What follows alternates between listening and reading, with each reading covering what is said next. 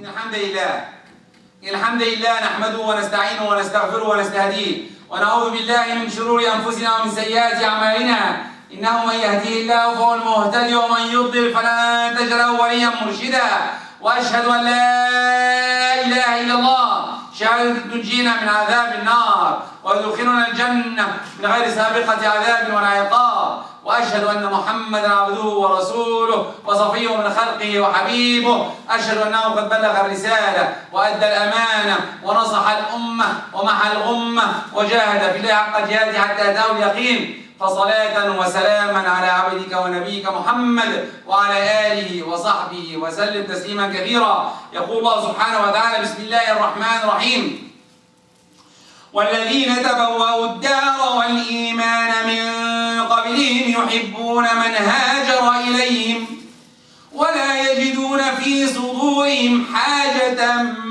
مما أوتوا ويؤثرون على أنفسهم ولو كان بهم خصاصة ومن يوق شح نفسه فأولئك هم المفلحون.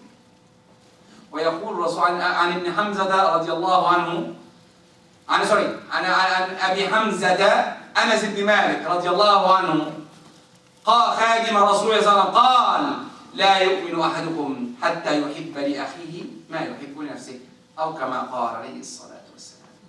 أما بعد, all praise to Allah, the one, the only, the one who should be worshipped. I bear witness that He is the creator of this universe and He is the one who should be worshipped. I bear witness that Muhammad alayhi salatu wasalam is His messenger. True mercy sent to us. If you follow His path, inshallah, we'll be in Jannah. Amma ba'd. Ramadan is almost 4 days. 4 days away out. SubhanAllah, rushes, SubhanAllah, very quickly. And the surprise part is, it will go faster. The more you go in, the more it leaves faster. Fast and fast that tomorrow we'll be celebrating Eid. SubhanAllah. And we will miss it. We will miss it if we didn't wake up and look around us. We will miss it if we don't look and Ramadan is almost 15% done. 4 days are gone. What did you do? That's the question to every one of you. SubhanAllah. Today, I should be talking about Ramadan and the beauty of Ramadan, and definitely it needs that. But today I want to take another attribute, which is called ithar. In English it's called, I look at Google, Sheikh Google, and he said altruism. Altruism. I don't know what it means. But anyway, this is the name, altruism. Okay? But anyway, if you don't understand English, I will translate it into English, inshallah. If you don't like the translation, and I don't like it, but anyway, it's not up to me. Altruism it is. But I'll use the way in the khutbah, the ithar. And I'll say what's the mean, and everyone understands it with his own language. And his own way. What is the ithar? What does it mean when I say ithar? Ithar, lughatan, huwa giving. If you give with what you need, this is ithar. But shar'an, you give when you need it. When you give, when you need this act. As for example, you give thobe and you need it. You give food and you need it. And I'll translate inshallah later. Then, what's al-ithar? The ithar is you love everyone around you. You want to give everyone around you. You want to share the things around you. Look at Ibn Umar radiallahu anhu قال, a man of the Sahaba was given a gift, one sheep as a gift. Okay? And he's really in need of it. He's hungry. But the Sahabi said, hold a second. My neighbor needs food more than me. My other Sahabi there. Give it to him. And the man was giving, okay, give it to my friend. And when he's there, he said that I have a friend. No, he's more in need of me. Give it back to him. And after 7 families, this sheep going through them, it came back to the first Sahabi again. Because everyone loves everyone. And he wants him to take what's better for everyone. SubhanAllah. I had a story when anyway, it's not, I don't want to get out of the story. Anyway, SubhanAllah. Al-Ithar, Allah subhanahu wa ta'ala gave us all the functionalities to give. But the hardest part is to give while you need. This is the hardest. And subhanAllah, how hard it is when you give while you need. A story that I have is the Prophet alayhi salatu wasalam. Who's better than the Prophet? No one alayhi salatu wasalam. At that era, they used to wear two thobes. Like this thobe, and I have another one above it. One on the skin and one above it. That's how it works on them. And the Prophet only saw him, and there are difference. The one under and one above. And the Prophet didn't have any. He's poor. He didn't have any thobe. You have only the under one, not the above it. And the Sahaba saw that, and one of the Sahaba gave him a gift. A thobe. He gave him a thobe that the Prophet didn't need. And when he put it on, and he moved, the one other Sahabi came to him and I said, I need the thobe. Prophet, give me the thobe. And subhanAllah, what do you think he would say? The Prophet alayhi salatu wasalam, I am in need, right? No. He immediately took it off and gave it to him. And the Sahaba looked at the Sahabi and he said, how dare you? You know the Prophet's in need. He said, I want to die in it. But this is not, the Sahabi want to die, to have kafan with that thobe because the Prophet put it on. They loved him a lot. But this is not what I'm going to share it to. The share is the Prophet ﷺ. He gave him the thobe even though he's in need of it. أَثَارَهُ أَعْطَاهُ رَغْمَ حَاجَتِهِ. He gave it while he wants it. Now the question comes, giving should be from the rich only, or from the poor, or from anyone? I have to tell you from anyone. I have an Egyptian example saying, أنا غنية وأحب الهدية. I know that it's hard to translate, but anyway, I'll translate it. أنا غنية وأحب الهدية. أنا غني وأحب الهدية. I'm rich and I love everyone giving me a gift. That's how it works. I'm rich, but I love gifts. Anyone? Don't you like gifts? If I give everyone gifts, everyone's happy. But imagine that you give it while you need it. It's hard. It's hard. That's how it works. And ithar in our lives hit us in a way that now, especially with the pandemic around us, imagine everyone wants to come to Jum'ah prayer, everyone to come to Rawih, every one of us want to show that he loves Allah. I'll tell you another thing that with ithar, that you came one day and you know your brother cannot come because there is no space. Brother, come. Go to the mosque, pray today because I know you love it, and I'll pray with go home today. I have a reservation for you. Under my name. Go and say my name and you go in. You take more ithar. I love to go. I love to give the adhan every day. By the way, I love it. When I was young, your age, I was rushing every day to do the adhan. And now I'm one of the people here. But still I ask everyone to give it. Why? I know I love it. I want to give it. But I want everyone to enjoy it. Even though I'm the one who are the worst sinner of you. The worst sinner I am. But still, I love to give ithar everyone. Let's go. I wish that you can give the khutbah next time. I'm looking at you. I want everyone, every youth here. We don't have kids in Islam. Again, I always repeat that part. We don't have kids in Islam. 9 years old, the Sahabi, Abdullah ibn Abbas gave a whole hadith. Ya ghulam inni u'allimuka kalimat. At 17 years old, Usama ibn Zayd was leading an army of 30,000 soldiers. We don't have kids. We have youth and we have adults. That's how it works. The problem here that we treat our youth until they are 21 as kids. What are we training them? To be weak? No, I don't like that. Train them as men. Train them as you're responsible. That's how it works and how we can progress in life. But anyway, this is not our khutbah today.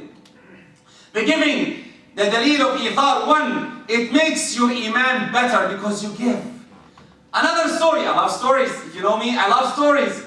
A man, a rich man, a billionaire, who likes it, he doesn't care about money, and he is so depressed. And his friend tells him, okay, you want to help us? What do you want? $1 million? Take it. 2 million? I don't care. No. I'll take the 2 million. But you have to give yourself the gift. What's the gift? A wheelchair for kids. At that time, the Bosnian War, and the kids are killed and handicapped and. I said, okay, no problem. He got in his jet and he went there and he's happy. Okay, no problem. He gave me 100 wheelchairs. He doesn't care. He's rich. But his friend told him, you have to give it yourself. And he gave the wheelchair to a boy. And when he put it on it, the boy hold him. And the man gave it to him and he's leaving. He doesn't care again. He's rich. And he hold him. And the man looked at this kid and he said, what do you want? He said, can you give me a minute? What? What do you want? I want to engrave your picture in my head. So that when I reach Allah, when I meet Allah, I'll tell him that you gave me the share. And for the first time, the man was happy. For the first time, the happiness came to his heart. Because really, he knew the heart is, the idea is giving, not taking. He's rich, yes. But the giving, imagine now that you give, and that's only what you have. It will be harder and more purifying the heart. That's what I think. And that's what itar is. It brings barakah to your life because you're giving and you need to give. It brings rahmah, mercy, because you know how it works. In our lives now in era, imagine that I want to come again to the mosque and they want to do it and they want to attend the Khatul Tarawih, but because I have itar, I want to give my friend, my brother, come and pray. Pray a Jummah, pray a Tarawih. Hey, come with me. I'm far away, I'll come by and pick you up. May Allah remove this pandemic away. But subhanAllah, with that all being said, I almost like the rewards. Like NBA, like Fortnite. You need rewards. What is the rewards? This is the second part of the khutbah. أقول قولي هذا وأستغفر الله لكم فاستغفروه يا فوز المستغفرين. اللهم اغفر لنا إن الحمد لله نحمده ونستعينه ونستغفره ونستهديه ونعوذ بالله من شرور أنفسنا وسيئات أعمالنا. أما بعد, rewards. I love rewards. Don't you? Everyone loves rewards. Even in our phones, we love to talk every time, text every time, even in the khutbah time. Subhanallah, which is really sometimes, I look at the youth and say, oh, what are you doing? Leave the phone away. Wallahi, we'll die. I always say that. We'll die and these things will stay. Someone else will take it. Don't worry about it. Wallahi, don't worry, throw it away. At least in the khutbah time. But anyway, the reward, this is a side thing. A reward. What's the reward? The reward is definitely I cannot give you a reward from myself, I don't have it. But the Prophet will give you the reward. Alayhi salatu wassalam. The reward is a story. Our mother Aisha one day was sitting at home and a poor lady came in with her 2 daughters. And subhanallah, the Prophet didn't have anything. And Sayyidah Aisha, she has only dates. She gave her 3 dates. Take 3 dates. And the woman, what did she do? She opened the first date and gave it to her daughter. Opened the second one and gave it to her other daughter. And took the third one for herself. And took it and opened it. And when she wanted to eat it, she saw the daughters looking at her. They love the dates. They love the dates. Because they are poor, they don't have anything. And the mother, what did she do? She cracked the 2, opened the date to 2, and gave every one of them 1/2. And she didn't eat anything. And the Prophet's house didn't have anything more. Nothing to give. More than that. And she left. Where is the gift? Coming, don't worry, it's coming. It's coming in the next part. Because this is not a gift. This is a story, what I said. Now the gift comes, the Prophet came and asked our mother Aisha, did anything happen today? And the Prophet, mother Aisha said yes, and she told him the story.